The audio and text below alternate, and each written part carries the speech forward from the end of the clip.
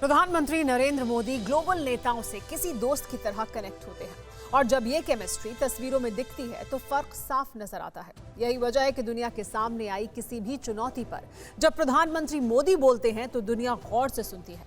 मौजूदा दौर में क्लाइमेट चेंज 21वीं सदी की सबसे बड़ी चुनौती है।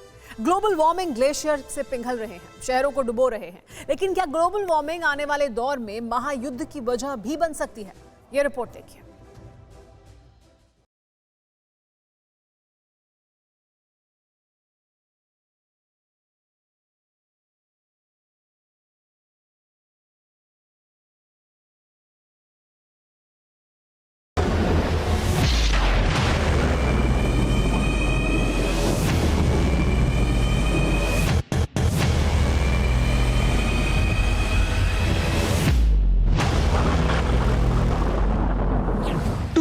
पहाड़ इसी ने पूरा पहाड़ आ गया, देखिए पूरा पहाड़ आ गया, देखिए बहुत ही खतरनाक, बहुत डेंजरस।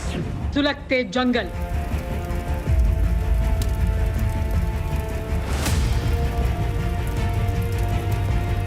कभी बाढ़ से जंग तो कहीं सूखे का सितम।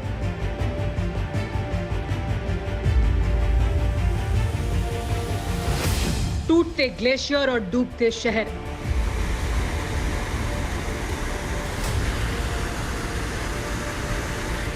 इक्कीसवीं सदी में इंसान अपने वजूद को बचाने की सबसे बड़ी जंग लड़ रहा है। ऐसी जंग जो हर बीतते साल के साथ और भीषण होती जा रही है।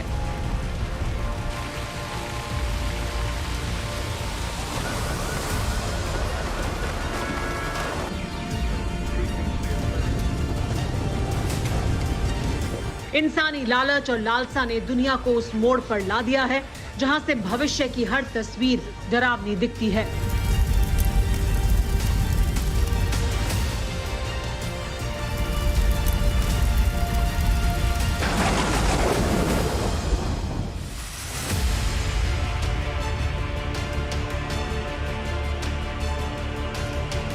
आने वाली नस्लों के भविष्य की फिक्र है, दुनिया को बचाने की परवाह है। इसीलिए स्कॉटलैंड में दुनिया के 200 से ज्यादा देश मंथन कर रहे हैं। उस खतरे से बचने की कोशिश की जा रही है जो धरती पर जीवन को खत्म कर सकता है।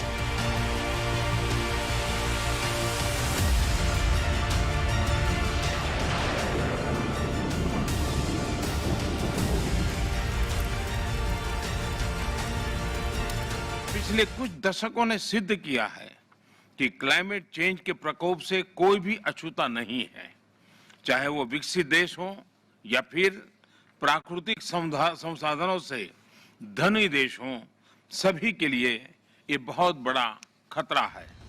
प्रधानमंत्री मोदी ने जो कहा वही सच्चाई है। ये मसला एक मुल्क का नहीं है, ये फिक्र धरती के एक छोर से दूसरे कोने तक मौजूद हर शख्स की है। इसीलिए स्कॉटलैंड के ग्लासगो में क्लाइमेट चेंज को लेकर सबसे बड़ा मंथन हो रहा है। क्लाइमेट चेंज पर इस वैश्विक मंथन के बीच मैं भारत की ओर से इस चुनौती से निपटने के लिए 5 अमृत तत्व रखना चाहता हूं, पंचामृत की सौगात देना चाहता हूं। ग्लासगो में 12 फरवरी तक चलने वाली COP26 समिट में दुनिया को क्लाइमेट चेंज और ग्लोबल वार्मिंग से बचाने के लिए ब्लूप्रिंट तैयार किया जाएगा। लेकिन सवाल यह है कि ग्लासगो से जो बात निकलेगी, क्या उसे पूरी दुनिया मानेगी? क्या वाकई ग्लोबल वार्मिंग की फिक्र जरूरी है? क्या क्लाइमेट चेंज युद्ध जैसे हालात पैदा कर सकता है? क्या तीसरे विश्व युद्ध की वजह ग्लोबल वार्मिंग बने?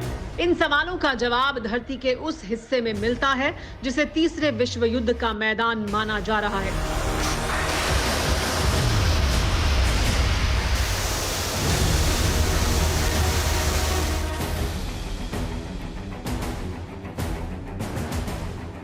जहां बर्फीली हवाएं जिस्म को चीरती हैं,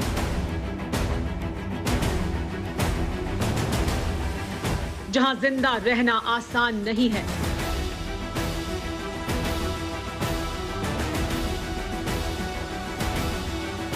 धरती के उसी आर्कटिक इलाके में महाजंग की घड़ी टिक टिक करने लगी है, जिसमें एक तरफ रूस और चीन जैसा मक्कार मुल्क है तो दूसरी तरफ अमेरिका और ब्रिटेन मोर्चा संभाले हुए हैं। खबर बेहद सनसनीखेज है। रूस और चीन ने आर्कटिक महासागर के नीचे नया रास्ता खोजा है। दुनिया के सबसे ठंडे इलाके से समुद्री कारोबार कंट्रोल करने की तैयारी है। सवाल यह है कि इससे रूस और चीन को क्या हासिल होगा? जवाब है 2610 लाख करोड़ रुपए का खजाना। ये कैसे होगा जानेंगे, लेकिन सबसे पहले ये जानना जरूरी है कि आर्कटिक सागर है कहां पर। आर्कटिक सागर धरती के उत्तरी गोलार्ध में स्थित है। रूस के उत्तर वाली सरहद आर्कटिक सागर से लगती है। इसके साथ ही चीन, नॉर्वे, फिनलैंड, ग्रीनलैंड और अमेरिका के अलास्का तक आर्कटिक सागर का फैलाव है। 8 देश आर्कटिक महासागर पर कब्जे का दावा करते हैं, लेकिन इनमें सबसे ज्यादा आक्रामक रूस है। इसकी वजह खुद रूस के राष्ट्रपति व्लादिमीर पुतिन की बातों से समझा जा सकता है।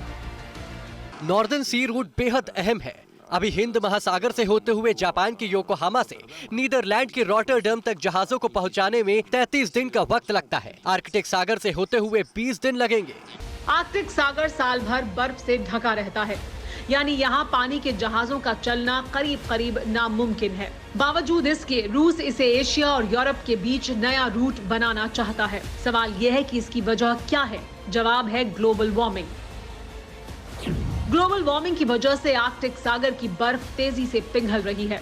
बर्फ के पूरी तरह पिघलने से समुद्री जहाजों के लिए नया रूट खुल जाएगा, जिसे रूस चीन के साथ मिलकर स्वेज कैनाल की तरह विकसित करना चाहता है। दुनिया का 30% समुद्री कारोबार स्वेज नहर के रास्ते होता है। रूस और चीन इसी कारोबार को अपने पाले में करना चाहते हैं। ग्लोबल वार्मिंग की वजह से आर्कटिक सागर की बर्फ किस तेजी से पिघल रही है, उसे इस सैटेलाइट इमेज से समझा जा सकता है। National snow and ice data centre और नासा के वैज्ञानिकों के मुताबिक 2021 में आर्कटिक में बर्फ की रिकॉर्ड स्तर तक की गिरावट हुई है। रूस जानता है कि आज नहीं तो कल आर्कटिक में बर्फ का दायरा सिमटेगा।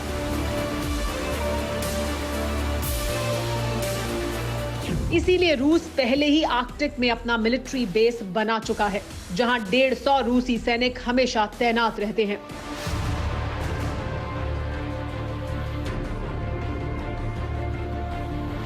इसके साथ ही रूस आर्कटिक इलाके में वक्त बेवक्त अपने घातक हथियारों का परीक्षण कर अमेरिका को चेतावनी देता रहता है।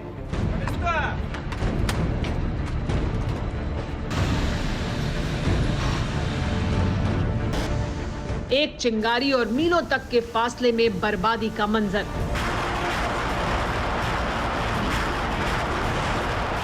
– 2018 में रूस ने आर्कटिक इलाके में पहली बार अपनी सबसे मारक बैलिस्टिक मिसाइल का टेस्ट किया था।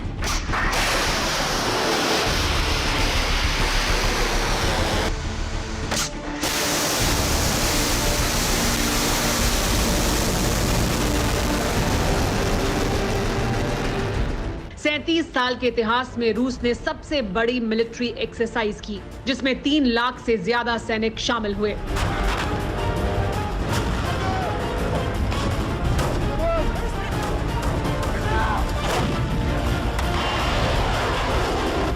सैकड़ों टैंक और मिसाइलों से बारूद बरसाकर रूस ने बता दिया कि पुतिन की सल्तनत का दायरा अब जमीनी सरहदों से दूर समंदर के किनारों के पार हो चुका है।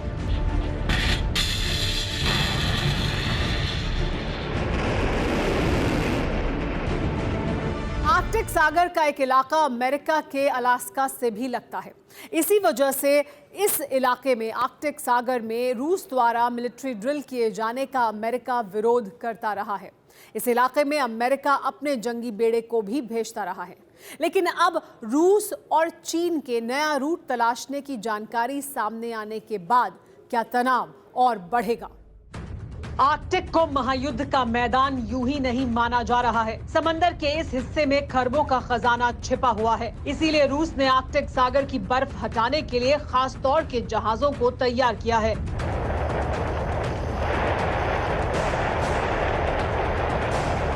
इसी साल मार्च के महीने में रूस ने आर्कटिक सागर में एक मिलिट्री ड्रिल की थी। इस दौरान एक के बाद एक 3 रूसी पनडुब्बियां बर्फ को चीरकर बाहर निकली। खास बात यह है कि इन पनडुब्बियों ने बर्फ की 1.5 मीटर से ज्यादा मोटी परत को तोड़ दिया था। रूस ने बाकायदा ड्रोन कैमरों की मदद से इस पूरी ड्रिल को फिल्माया और फिर इसे ऑनलाइन पोस्ट भी कर दिया ताकि दुनिया इस इलाके में रूस की ताकत को देख सके।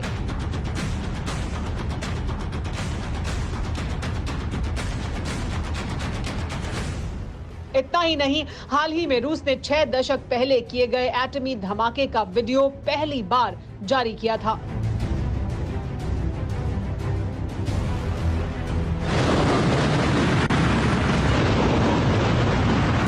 ये तस्वीरें धरती पर हुए अब तक के सबसे बड़े एटमी धमाके की हैं। जार नाम के इस एटम बम से जमीन का जर्रा जर्रा थर्रा उठा था।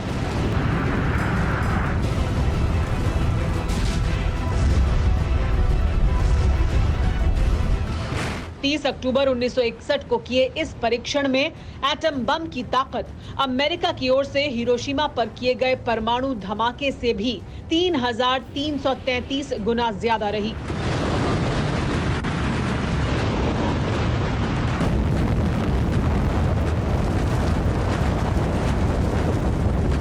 करीब 50 मेगाटन के इस खतरनाक एटम बम का परीक्षण रूसी आर्कटिक सागर में किया गया था, जो 5 करोड़ टन धमाकों के बराबर की ताकत से फटा था।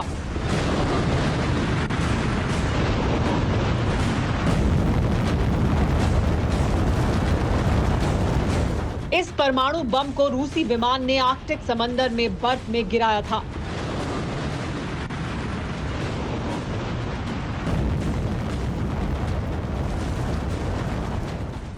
आर्कटिक सागर में रूस का जिस तरह से आक्रामक रवैया है, उससे कई देश सकते में हैं। खौफ इस बात का है कि जब कई फीट मोटी बर्फ की चादर पिघलेगी तो आर्कटिक सागर का अंजाम क्या होगा।